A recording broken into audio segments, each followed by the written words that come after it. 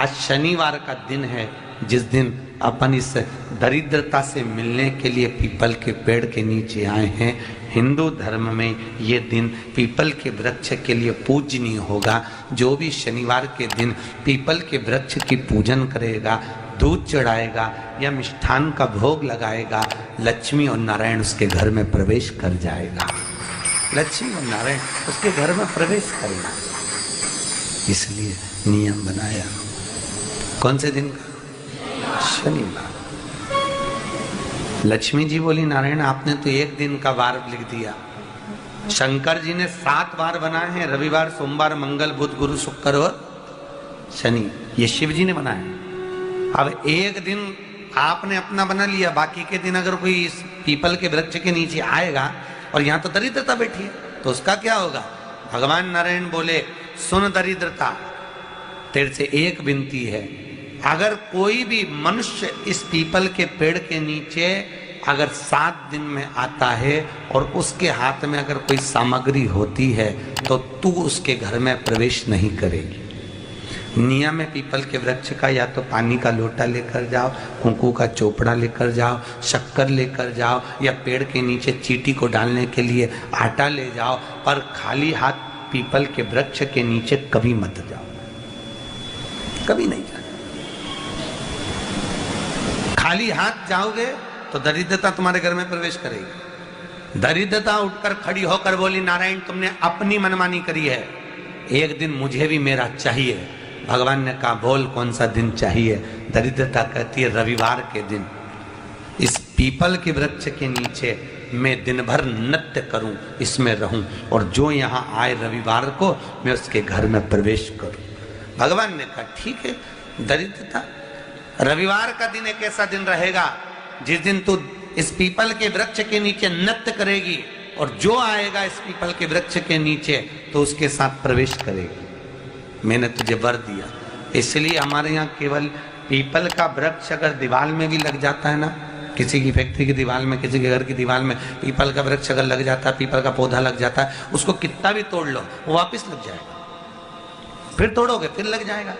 अगर पीपल के पौधे को तोड़ना है तो केवल रविवार का दिन एक नींबू, एक मिर्ची और बमूल का कांटा, ये 3 चीजें रखने के बाद में आधे घंटे बाद रविवार के दिन पीपल के पेड़ को उखाड़ कर फेंक दो। दूसरी बार कभी पीपल दीवार में लगता ही नहीं है, कभी नहीं लग सकता। केवल एक रविवार का, केवल एक संडे, इतवार का। घर में दीवारों पर अगर पीपल लग भी गया है, इसलिए पीपल के वृक्ष को उखाड़ने का, अगर घर में पीपल लगा हुआ है या पीपल का पौधा हमारे घर में लग गया, उसको उतारना, निकालना, लगाना, तो पीपल के वृक्ष को अगर निकाला जाता है तो रविवार के दिन, और अगर पीपल के वृक्ष को कहीं लगाया जाता है तो सोमवार के दिन या मंगलवार के दिन, बुधवार के दिन, इन दिनों में लगा सकते पीपल के वृक्ष कहीं लगाना।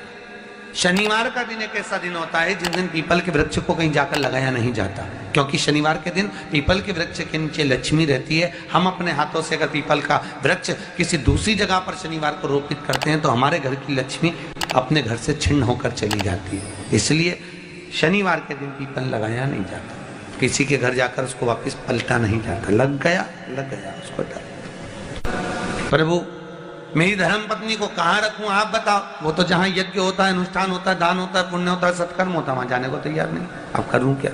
भगवान ने बोला, एक काम करो। दुर्वासा जी बोले, जिसके यहाँ रात्रि में बर्तन झूठे पड़े रहते हो उसके घर में इस दरिद्रता को लेकर तुम प्रवेश कर जाना। जिसके यहाँ रात्रि में बर्तन झूठे पड़े हो वहां लेकर प्रवेश कर जाओ। दूसरी जगह दुर्वासा जी बोले, जो स्त्री घर में दोपहर के समय पर सो रही हो उसके घर में इसको लेकर प्रवेश कर जाएगी। जो स्त्री दोपहर के समय में घर पर सो रही हो, इस दरिद्रता को लेकर प्रवेश कर जाइए। तीसरा, जिसके यहाँ पर दरवाजे पर कांटे वाले पौधे लगे हों उस घर में इस दरिद्रता को लेकर प्रवेश कर जाइए। दरिद्रता, कितनी सुंदर बात कही है। दाता और विधाता, कौन कौन? दाता और विधाता। लक्ष्मी और दरिद्रता के सगे भाई हैं। कौन कौन? दाता और विधाता। दाता को फिटकरी प्रिय है, विधाता को नमक प्रिय है। ये दोनों हमेशा लक्ष्मी को और दरिद्रता को दोनों को समझाते थे, दोनों में प्रेम बढ़ाते थे। आज भी हिंदू धर्म की रीति है, यहाँ तो ठीक है, जिसके यहाँ पर भी अगर थोड़ी सी भी परेशानी होती है, थोड़ा सा क्लेश होता है, अशांति होती है, लक्ष्मी नहीं टिक रही हो, काम नहीं बन रहे हो, बहुत प्रयास करा जा रहा हो और हमारा कार्य नहीं होता, तो क्या करते हैं? फिटकरी और नमक को पानी में डाल देते हैं और घर में पोछा लगा देते हैं। आप लोगों ने आजकल फेसबुक पे भी पढ़ा होगा, व्हाट्सएप पे भी पढ़ा होगा। तो क्यों लिखा उसमें? उसका कारण ही केवल ये है कि दाता और विधाता की प्रियता उसमें। माता ख्याति के जो 4 बच्चे हुए, इसमें जो 2 लड़के हैं, दाता और विधाता, उसकी प्रियता उसमें, उसकी पूर्णता उसमें। अब दुर्वासा जी बोले अपनी धर्म पत्नी को वहां लेकर, जहां कांटेदार पौधे लगे हों वहां पर लेकर प्रवेश कर जाइए। कांटेदार पौधों में उस दरिद्रता का निवास हो गया। कितना विचित्र कथा यहां वर्णन करी है। श्रीमद् भागवत के अंतर्गत जो वर्णन किया कि मृत्यु निश्चित है, रोग ऐसा शनि महाराज के कारण हो गया हो, अच्छे काम करते करते उल्टे हो रहे हैं, होते हैं किसी किसी के साथ में, विपरीत परिस्थितियां आ जाती है, अच्छा करने जाओ बुरा हो जाता है, अच्छा कर्म करने जाओ बुरा हो जाता है। तो पीपल के वृक्ष की जो छाल होती है, छाल देखिए, पीपल के वृक्ष में जो छाल लगी होती है, उस छाल को घिसकर चंदन बनाकर भगवान शंकर का स्नान कराकर, अभिषेक कराकर, पूजन कराकर, पूजन कराने के बाद में पिपलेश्वर महादेव का नाम लेकर, कौन से महादेव? पिपलेश्वर महादेव का नाम लेकर वो जो घिसी हुई छाल होती है, उस छाल का तिलक भगवान शंकर को लगा लो और उसी का थोड़ा सा भाग अपने कंठ पर, मस्तक पर लगाना प्रारंभ कर दो। धीरे धीरे जो विपरीत दशा है वो सुधरना प्रारंभ हो जाती है। पर नाम याद रखना, पिपलेश्वर। काशी में जो शिव जी की स्थापना कौन ने करी? काशी में जो शंकर भगवान बैठे उनकी स्थापना करी थी शनि महाराज ने। किसने करी थी? शनि महाराज ने। क्योंकि भगवान शनि महाराज को उनकी माता के द्वारा श्रापित हो गए और शनि महाराज कांपने लगे। शनि महाराज कांपते कांपते, मैं जाऊं तो जाऊं कहां, करूं तो करूं क्या?